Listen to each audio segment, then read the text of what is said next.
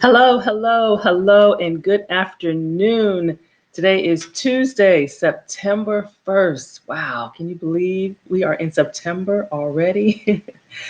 I would like to welcome those who are joining me live. As always, I appreciate you taking a little break out of your busy day. And those who are listening to the replay, I appreciate you kind of slowing down and taking time out to watch me on this segment here. Just I know it's a busy day, but I appreciate you taking some time out for a little bit of nutrition news.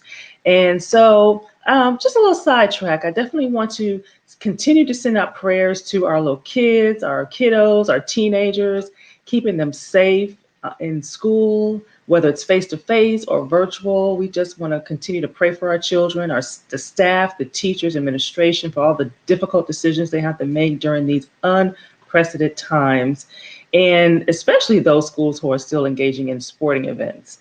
So definitely want to keep those events in prayer as they are in large groups, and we know we must not take for granted the power of face covering and how that does prevent the spread of this virus. So continued prayers to parents as well. And so we're going to get through these times. God is in control, and he will never leave or forsake us. So we must believe that all of this is going to work out for the good of all of us. So this week we are talking about kind of back to school. Back to school, not just for kids, but also getting back to a routine or a structure. And that involves the parents as well as the kids, as well as even those who don't have children, because there was a time when traffic used to get crazy, right? When school was back in. And so we're going to talk specifically about pack your lunch to avoid packing on the pounds, okay? So I have so let me ask you something. So do you ever have of the thought of just preparing one more meal? Does that sound like a chore to you? Or if you feel like, some feel packing lunch on most days, even if you work from home, it's just so hard to do. And those who are tuning in, I see people jumping on a call. If you can please just say hello to me and just give me a shout out, that'd be great. But on the flip side of that, most of us know that, packing lunch instead of eating at even a work cafeteria or a restaurant every day is a good way to save money, right? But it also is an easier way for us to get healthier and build healthier habits. And the good news is it is not as hard as you think it is, okay? It's actually a lot easier than you think. So stay tuned. I'm going to share a few little time management tricks of the trade to begin the process of packing your lunch and making it more of a routine in your life. Because sometimes that's also the challenge too. It's just not a routine for us. We have so many things going on in the hustle and the bustle that we're not thinking about it, okay? And so while people are still jumping on, I'm just going to do a quick intro of myself. My name is Sandra Goltry, and I am a registered dietitian nutritionist, and I work with adults who are motivated and committed to not just losing weight, but more importantly, keeping it off without dieting and feeling deprived, and really just to feel better and to enjoy their favorite foods and to learn how to do that. And so I believe in providing long-term and healthy and realistic solutions that'll help you to lose weight and increase your energy levels and to crush those sugar cravings and the stress eating. So we just feel better. And that's what it's all about. It's about feeling better. And especially in this times where we have this virus out there where none of us have immunity to it, we must build our bodies and our immune system as strong as we can. So those of you who are just tuning in, we were talking about the back to school and getting back to a routine, not just our kids, but ourselves as well. And we're going to talk about pack your lunch to avoid packing on the pounds. So I want to take a poll. Let's see here. I see a few comments here. Let's see here. Hey, Sora, I see Nicole on. Thank you for tuning in. I appreciate that. And so I'm going to put a quick poll up here. So currently, do you currently bring your lunch to work? Or even if you work from home, do you have something prepared at home to where you can actually eat it, even if you're working from home? So that's the question. So if you're still going to the office or you're back into the office, do you bring a lunch? Or if you're at home, do you have something already prepared? And so let's jump on in. So what are some of the benefits to packing your lunch? Okay, so for one thing, you know exactly what's in the food that you're eating. Okay, that's number one. And so when you bring your own lunch, or you prepare your own lunch, you can make some healthier versions of some of those dishes laden with trans fat. So think of artery clogging or sugars that typically are available in foods when you are eating out at a restaurant or even your work cafeteria. Okay, a lot of times people think the work cafeteria is healthier, but it's really no different than a restaurant in most cases. In most cases, so many of us are still working from home, and so packing or preparing your lunch is still recommended. Think about it. I've been hearing about Zoom meeting after Zoom meeting, after this meeting, after that meeting, and you can lose track of time. And if this stuff is not prepared, then you'll find yourself skipping the meal altogether. So today I'm going to share a few tricks, hopefully some helpful tips for you that will help make this more of a routine for you. So let me check for comments. Okay. And so I'm going to post this. So let me ask you this question. So how many of you all are still working from home? So are you working from home, or are you in the office, or is it a hybrid going on where you sometimes go in the office and you sometimes work from home? And even if you are, again, working from home, I still recommend that you plan your breakfast, you plan your snacks, and you plan your lunch where applicable. Because we tend to think when we work from home, oh, I can just go in the kitchen and I can just put it together and pop it in the microwave. And that's only going to take 5 minutes or so and no big deal. Generally doesn't happen that way. I know in my experience, when I was working from home, I was busier when I was working from home than when I was in the office. So if stuff is not grab and heat up ready, or if it's not grab and heat up or to eat ready, then it tends to fall through the cracks. So we need to be able to grab it and eat it and go. And when we skip our meals, it leads to a domino effect of a whole host of other things, namely allowing yourself to get too hungry. All right, so one of the first tips, so on how packing a meal is easier for you. Okay, I see a couple comments. Okay, I currently work from home and I do not prepare. Okay, so we're gonna talk about that, Sora. And I'm not able to see the name, but somebody says that they do both. So this is good. So that means they're working from home and they're going into the office. So here's a little tip here. So most adults, we prefer not to have a sandwich on a regular basis for lunch. However, I will put a caveat out there that you can have a healthy sandwich, especially, and it's a good option if you are on the go, if you travel locally, or you just don't have access to a microwave. However, but most of us tend to want something hot. And so think about leftovers from last night's dinner, okay? So while you're cleaning things up, getting things prepared, cleaning up the kitchen, pack your lunch at that time for the next day. And that is an easy super time saver as far as getting lunch together, because you're not really doing anything extra. You're already putting your food up. Now, you can also squeeze in some prep time by cutting up your fruit, cutting up your vegetables, and storing those in either portable size or snack size little containers or bags. And you can do that for several days. So one thing I do recommend, you don't want to have to prep something every single night. Because if you're doing that every single night, that's going to get old, you're going to get tired of it, and you're not going to want to sustain that for a long period of time. So if something can keep for 3 days, 4 days, I recommend finding a time, and it doesn't have to be Sunday. For some reason, Sunday's been deemed the prep day of all prep days, but you don't want to spend your whole Sunday prepping for Monday. So find ways to spread out your prep time, your shopping time, so that you can put things together to where you have a few days of where you just grabbing it and going in. And it makes a huge difference with sustaining this long term. And then another thing that you can do, if you're not a person who likes to cut up vegetables and cut up fruit all the time, you can buy it already cut up. So there are so many ways nowadays that you can really make this thing easier for you, but you have to be intentional about it, all right? So let me put up here another time-saving tip for you. So one thing that you can do is, one trick, most people make one dish. They make one main meal to last them the whole week. And so think about it. If you're having that for lunch and dinner, that's going to get old in about a day or two, right?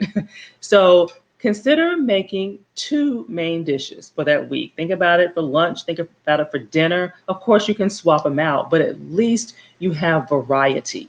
And so when you have variety, you tend to be more compliant with eating what you bring, because a lot of times if somebody's bringing the same thing and they're eating it for lunch and they're eating it for dinner, then you kind of get it's like, okay, let me just leave it in the refrigerator. I'm just going to order out, or I'm going to eat out. So you want to make things to where it's enjoyable to you and something that you look forward to in order to be compliant with it.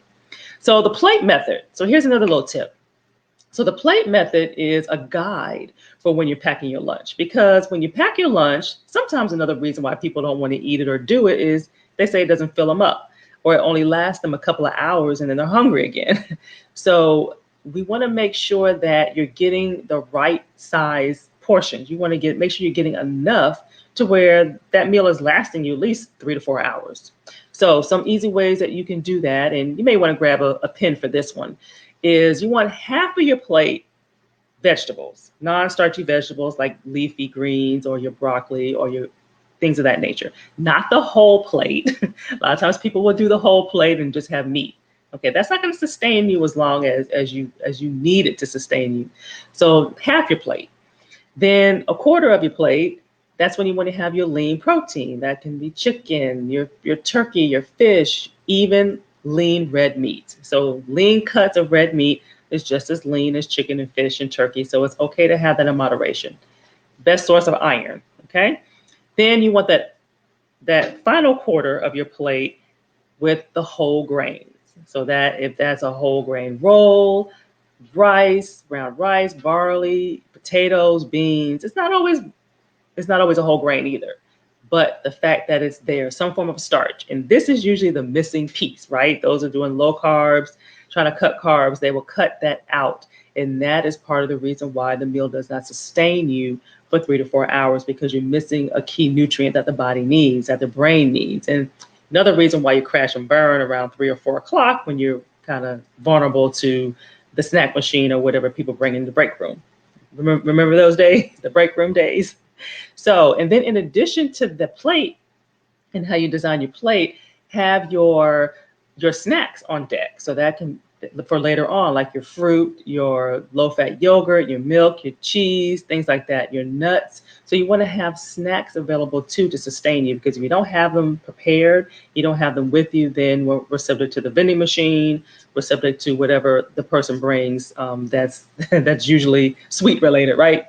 So, and another reason that the plate method is very good is it's an excellent way to make sure you're getting your nutrients in and you're getting a balanced meal. So this is a good thing to do at definitely lunch and dinner. Breakfast is a little different, but lunch and dinner is the plate method works very, very good. So I have a question for you all. Think about how you currently make your plate at lunch or dinner specifically. Do you have all three parts? Think about that. Do you have all three parts? Do you have your veggies? Do you have your lean protein? Do you have some form of a grain or a starchy type food? All three.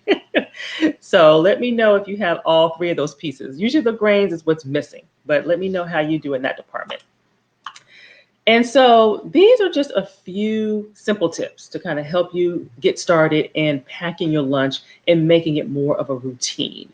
The big things I think that are the biggest takeaways are preparing two main meals versus just one. So when you're thinking about what you want to eat for the week, think about cooking for lunch and cooking for dinner, and then just kind of intermixing the meals so you have a little bit more variety. Plan your snacks out. Have some of those favorite things that you look forward to and have them prepared and ready to go.